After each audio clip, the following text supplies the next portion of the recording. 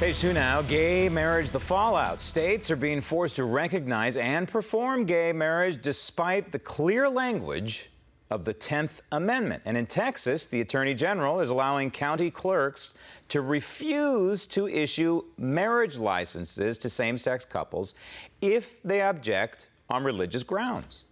We've had clerks that, including myself, who do have a religious objection to issuing license.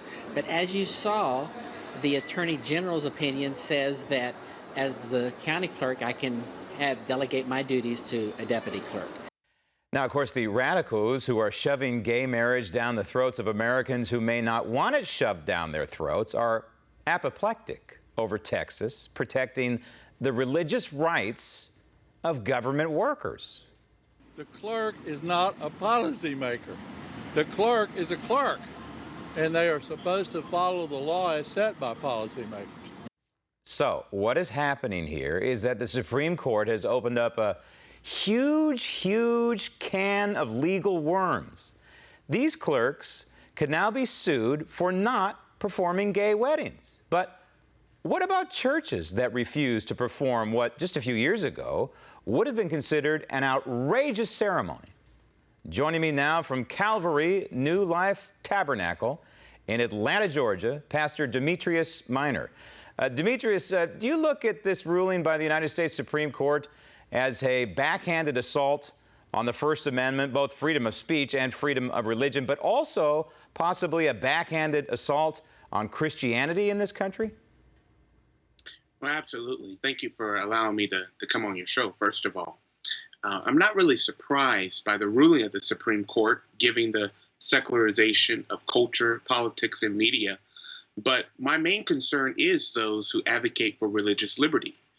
My main concern is what's next for preachers, for pastors, for ministers in their congregation.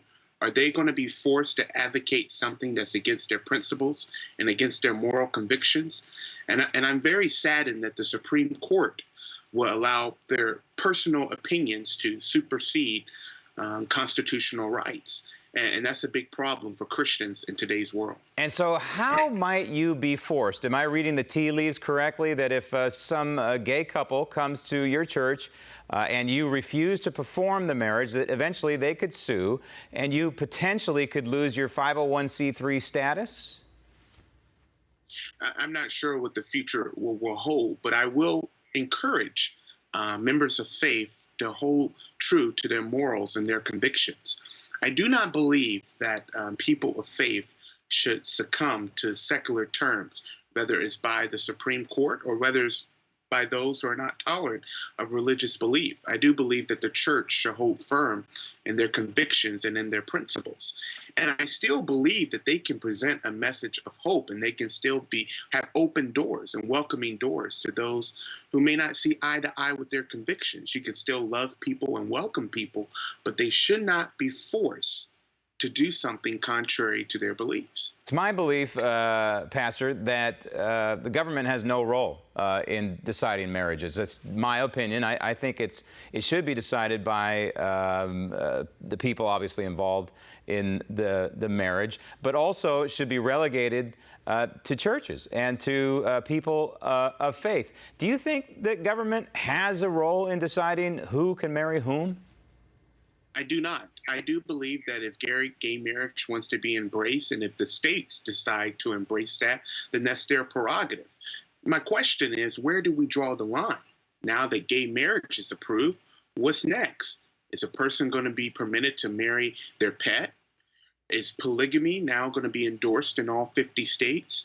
Where would the Supreme Court draw the line from a judicial perspective, not just a spiritual perspective, but where do we draw the line? What's okay and what's not okay? This reminds me of the case similar to Hobby Lobby and their case against Obamacare because it was against their moral beliefs to provide birth control and contraceptives. There are people of faith, there are people of Christianity who have seen this war against them secularly, that tells them that their principles and that their convictions must be overturned, that they must abolish them for what's politically correct. And I have a problem with that. And I think tens of millions of Americans have a problem with it as well. And you can clearly see there are calls already from certain journalists, certain publications, that we need to relax the polygamy laws in this country. So yes, this is the downward spiral. But does this remind you at all to the, or compare at all to the battle against abortion? And that maybe that the tide is shifting a certain way, public sentiment is shifting a certain way right now, but could eventually swing back as we see it now with the youth in this country, the so-called millennials who are coming out now against abortion. Do you see it framed like that at all? I do see, especially from social conservatives and from those of the Christian faith, those that are vocal against abortion are still vocal about gay marriage. Now, we still have not seen Roe v. Wade be overturned. And if memory serves me correct, that's been legal since 1973.